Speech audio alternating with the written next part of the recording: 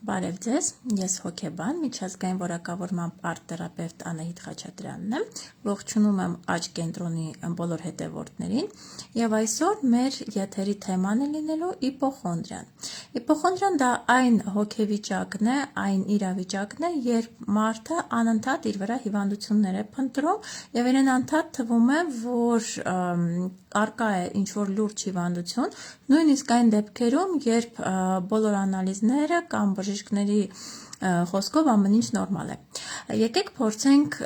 կարճ ժամանակահատվածում հնարավորինս լայն պատասխան տալ, թե ինչումն է կայանում պատճառը եւ ինչպես հասկանալ, որ դուք ունեք այդ հոգեվիճակը։ Եվ այսպես, իպոխոնդրիայի ընթացքում մարդը անընդհատ անկախ իր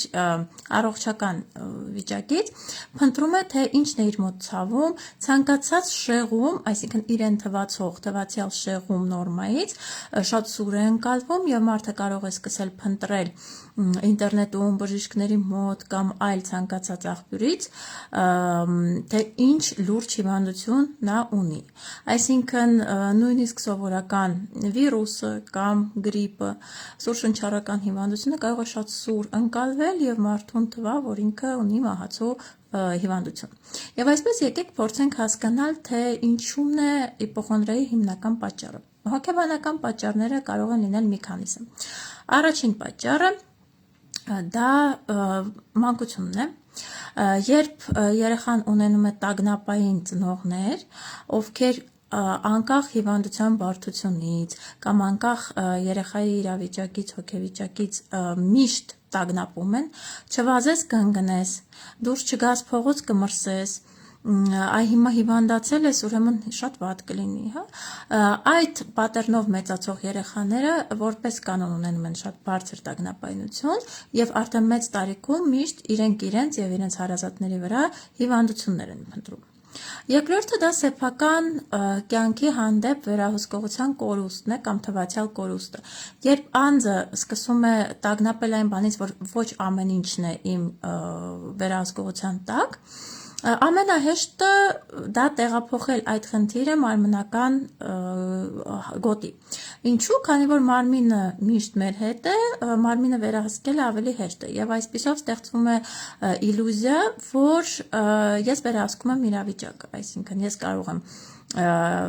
հետազոտել, հասկանալ իմ խնդիրները առողջական, գնալ բժշկի հետազոտվել եւ վերահսկողությունը վերասահմանել։ Հետևաբար մարդուն սկսում է թվալ, որ իր կյանքը իր վերահսկողության տակ է վերադառնում։ Երրորդ գործոնը դա ժառանգական ծանր տրավմատիկ իրավիճակներն են հիվանդությունների եւ մահվան տեսանկյունից, այսինքն եթե հարազատների կորուստ է տեղի ունեցել կամ սեփական անամնեզում անձը ունեցել է բարդ հիվանդություններ, բնականաբար այդ ամեն ինչը հետք է թողնում եւ արդեն ցանկացած սիմպտոմ, որը կարող է որևէ տագնապալի ահազանգ չպարունակել, այնուամենայնիվ մարդու կողմից ընկալվում է որպես վտանգ։ Հաջորդ կետերից է շրջապատում տագնապալի մարդկանց ներկայությունը, այսինքն անընդհատ վատ լուրերի, ինչ որ մեկի օրինակով, հա, սեփական առողջությունը անընդհատ վերահսկելու ձգտումը, այսինքն անդադ լսում ենք իրավիճակներ համացանցում, ինչ որ դրամահավաքներ, այդ ամենը զգայուն մարդկանց կամ զգայուն նյարդային համակարգ ունեցող մարդկանց վրա շատ ծանր է նստում եւ օրինակ եթե անձը լսի, որ ինչ որ մեկը, նույնիսկ եթե նա չի ճանաչում այդ մարդուն հիվանդացել է կամ մահացել է կամ ունի մահացու հիվանդություն կամ բարդ հիվանդություն, մի անգամից տվյալ անձի մոտ նկատվում են սիմպտոմներ, տրամադրության տատանում, տագնապի բարձրացում։ Ինչ պետք է հասկանանք այստեղ։ Շատ կարևոր է, որպեսզի մենք հասկանանք, որ այստեղ խնդիրը մարմինը չէ։ Եվ որպես կարևոր պատճառ նաև իպոխոնդրիայի առաջացման դա ճնշված հույզերն են, այսինքն երբ մարդը իրեն զսպում է, չի արտահայտում իր բարկությունը, վիրավորանքը, այսպես կոչված վատ, նեգատիվ էմոցիաները, հույզերը, բնականաբար դրանք ինչ որտեղից պետք է դուրս գան եւ դրանք դուրս են գալիս սիմպտոմների կամ առհասարակ սեփական մարմնի վրա կենտրոնացման միջոցով։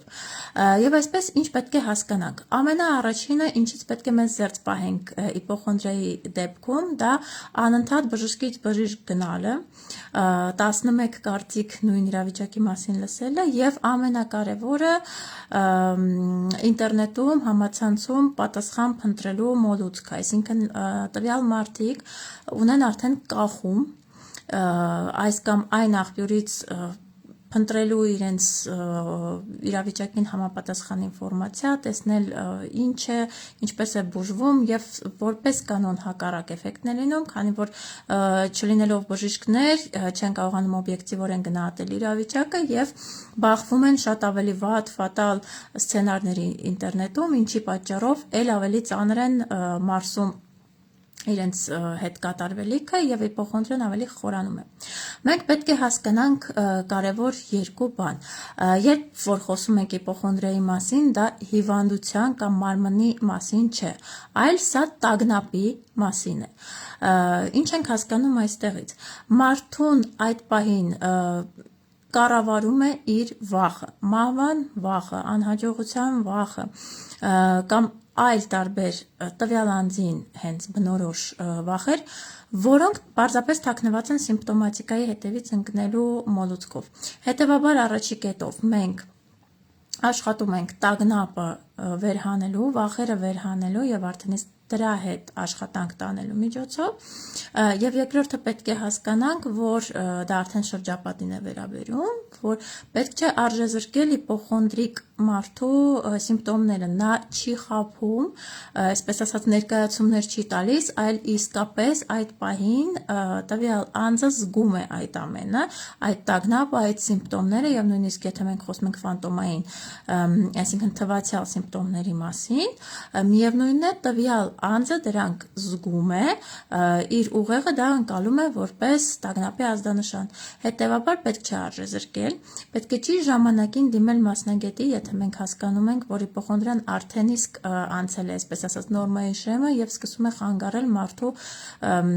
սովորական կյանքին, կյանքի ռիթմին, զբաղվելու իր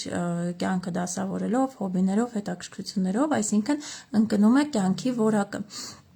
Եվ նաև պետք է հասկանանք, որ որքան շատ ենք փնտրում այդ սիմպտոմները եւ իրենց մասին ինֆորմացիա, այնքան շատ ենք մենք ստեղծում տրիգեր, որպեսզի այդ սիմպտոմը ուժ ստանա եւ վերադառնա, քանի որ ամբողջ մեր նյարդային համակարգը եւ առհասարակ գիտակցությունն ու անգիտակցականը ուղղում ենք նրան, որ կենտրոնանանք տվյալ հատվածի վրա, օրինակ գլխացավ ունեմ կամ ավելի լոկալ ինչ որ ձեռքի ցավ, ոտքի ցավ կամ այլ ինչ որ մի կետի։ Այսինքն, եթե ամփոփենք, թեման շատ արդիական է, քանի որ հիմա մենք ապրում ենք լարվածության մթնոլորտում առհասարակ ամբողջ աշխարհում եւ օր-օրի աճող ստրեսը, այն, որ մեր օրգանիզմը, մեր ուղեղը չի հասցնում մարսել այն չափի ինֆորմացիան, որը մենք ամեն օր ստանում ենք օնլայն ֆորմատով կամ առօրյա մեր կյանքում սովորական շփման ընթացքում, բնականաբար այս ամենը բերում է նրան, որ մեր օրգանիզմը, մեր մարմինը սկսում է գերլարվել եւ որպես կանոն սա էլ կարող է բերել առհասարակ ուժերի սպառմանը եւ հոգեբանական այրմանը։ Առողջ եղեք, եթե նկատել եք ձեզ մոտ իպոխոնդրիա, ապա մի վախեցեք, դա հիվանդություն չէ, պարզապես դիմեք մասնագետի եւ միգուցե ձեր մարմինը ձեզ դրանով նշան է տալիս, որ ժամանակն է զբաղվել սեփական անձի առողջությամբ եւ ամենակարևորը ֆիզիկական եւ հոգեբանական առողջությամբ։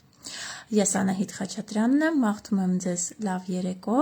լավ եւ ներդաշնակ եղեք։ Հաջողություն։